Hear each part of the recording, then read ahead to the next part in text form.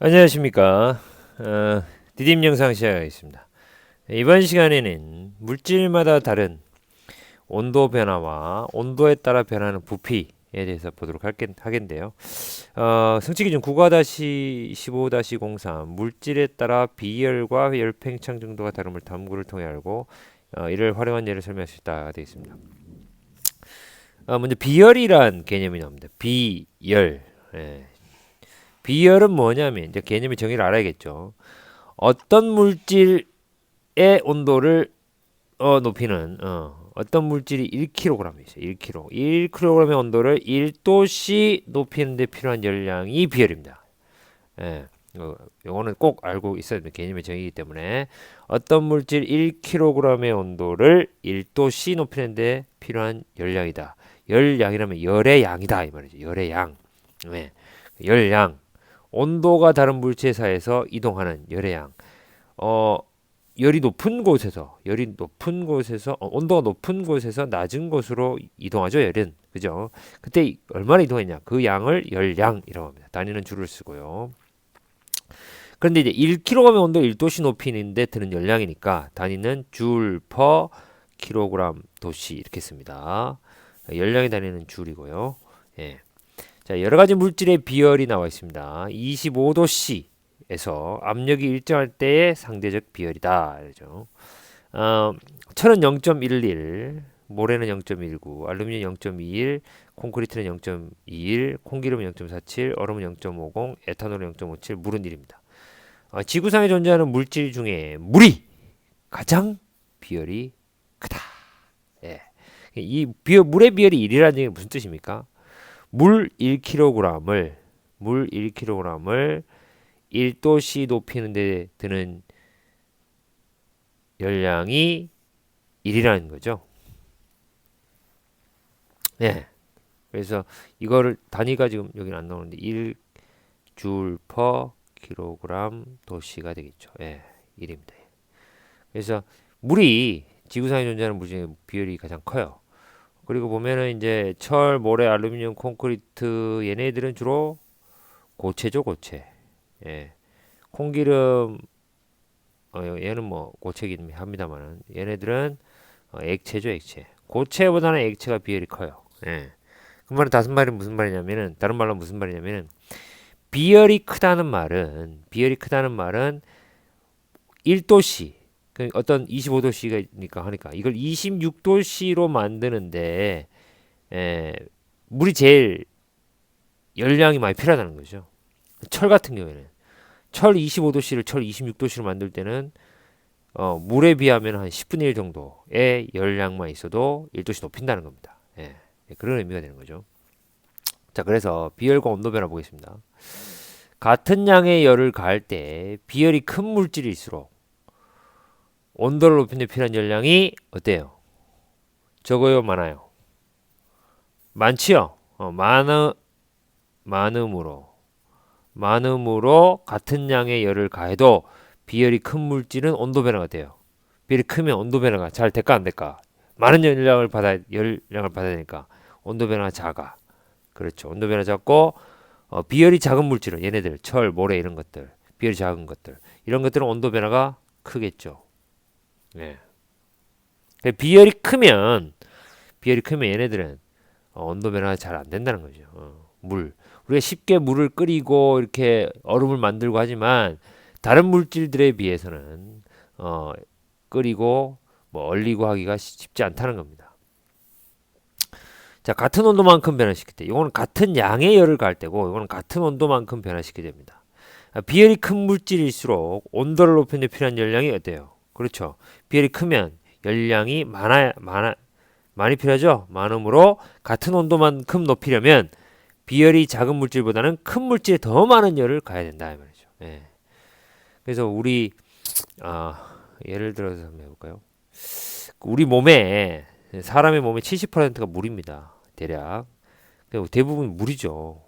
왜 우리 몸이 물로 돼 있냐? 체온이 몇 도예요, 우리가? 항상 일정하죠.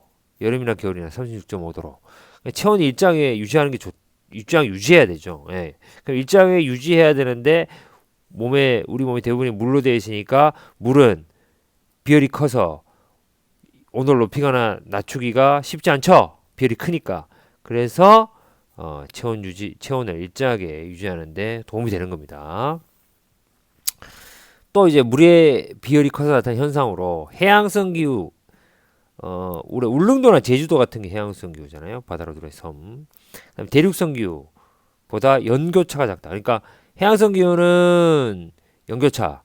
여름에는 시원하고 겨울에는 대륙보다는 따뜻하고 이렇게 되죠. 대륙성 기후는 겨울에 춥고 여름에 덥고 이렇게 되는 거죠. 예, 왜 그러냐면 물은 비열이 크기 때문에 온도가 잘 올라간다 이 말입니다.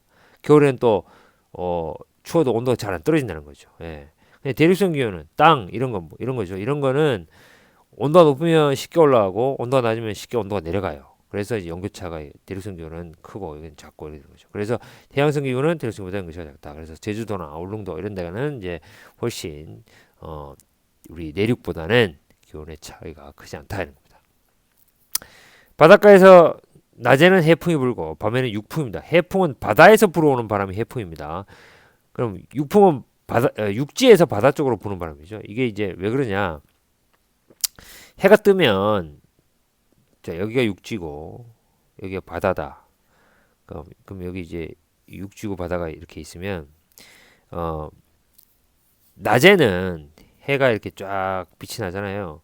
그러면 바다가 비열이 크고 육지가 비열이 낮기 때문에 육지가 쉽게 데워져요. 그러면 데워지니까 뜨거우니까 공기가 여기 있는 공기가 위로 올라가지요. 그러면 밀도가 작아지니까 위로 올라갑니다. 그럼 바다에서부터 어떻게 돼? 이 공기가 올라갔으니까 이 부분을 메꿔야 되니까 공기가 이렇게 흘러온다 이 말입니다. 공기의 흐름이 바람이잖아요. 그래서 해풍, 바다에서 육지로. 근데 밤이 되면 이게 낮이니까 밤이 되면 어떻게 돼요? 밤이 되면 육지가 빠르게 식어요. 예. 그럼 상대적으로 바다의 온도가 높잖아요. 물의 비율이 크기 때문에. 그럼 이게 올라간다고요. 그럼 육지에서 바다 쪽으로 육풍이 불게 되는 겁니다.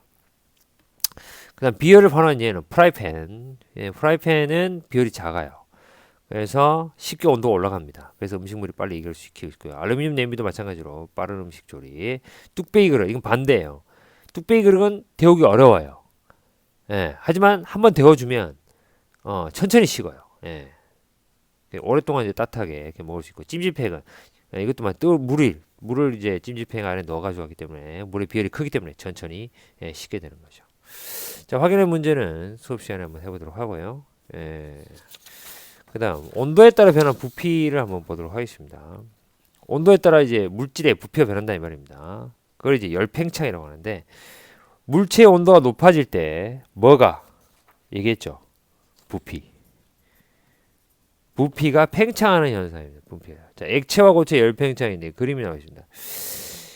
온도가 낮을 때 요 정도의 높이에요. 근데 온도를 높여주면은 열을 가해주면은 어떻게 돼요? 올라가죠. 예. 그때 이제 이 물질을 이루고 있는 입자들의 운동이 어떻게 돼요? 활발해집니다. 더 활발하게 그림을 그리면 되겠습니다.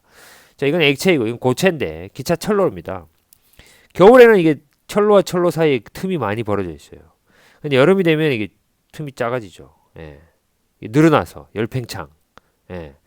그래서 가에 삼각 플라스크가 담긴 수조에 뜨거운 물을 부으면 유리관으로 액체가 올라오는 것처럼 액체는 대부분 열을 받으면 부피가 어떻게 됩니까? 부피가 얘기했죠. 팽창 한다 이 말입니다. 팽창. 열팽창이라고 그래요. 액체의 온도가 높아지면 액체를 구성하는 입자의 운동이 활발해서 입자가 차지하는 부피가 크다. 그러니까 입자와 입자 사이의 공간이 넓어지는 거죠. 예. 그죠. 그래서 부피가 커진다 이 말입니다. 고체도 온도가 높아지면 고체를 구성하는 입자 운동이 활발해서 열팽창하고 물질마다 열팽창하는 정도가 다르다. 자, 열팽창에 활용한 예를 보겠습니다. 콘크리트 바닥의 틈새. 콘크리트 바닥에 이제 일부러 틈을 만들어놔요. 왜냐하면 콘크리트도 열 받으면 늘어나요. 예. 그렇기 때문에 이제 갈라지지 않도록 일정 간격으로 틈을 만들어줍니다. 철로의 틈새. 방금 여기 봤죠? 철로의 틈새. 여름이 되면 이 간격이 좁아져요. 예, 여기 겨울이 되면 좀 넓어지고요. 열팽창이죠. 여름에 좁아지고 겨울에 넓어진다. 예. 만약에 이 틈새가 없으면 어떻게 돼요? 틈새가 없어지면. 틈새 없이 딱 붙여갖고 하면 겨울에 이게 철로를 딱 놨는데 틈새 없이 딱 붙였어. 그럼 여름이 되면 어떻게 됩니까? 이게 팽창하는데 틈이 없으니까 철로가 휘어버립니다. 예. 그러면 이제 열차 탈선 이런 사고가 생길 수 있겠죠. 예, 다리 이음새도 마찬가지예요. 예, 다리 이음새. 다리 놓을 때 이제 다리가 상판이 길게 되지 않습니까? 그럴 때 이제 길거를 한 통으로 할 수 없으니까 중간중간으로 이렇게 잘라서 이렇게 일정한 간격으로 하죠. 그때 이제 이음새 틈을 매나 이제 철로 틈새 만드는 것처럼 틈을 만들어 두는 겁니다. 예. 전신주의 전선. 전선은 내부 금속선이 열받으면 길이가 변하고 고루에 맞는다. 전선은 여름에는 어떻게 돼요? 늘어지고 겨울에는 팽팽해진다. 그렇죠. 이것도 열팽창. 알코올 온도계. 우리가 온도 재는 거. 알코올이 열받으면 팽창하죠. 그래서 눈금이 알코올 그 온도 눈금이 쫙 올라갑니다.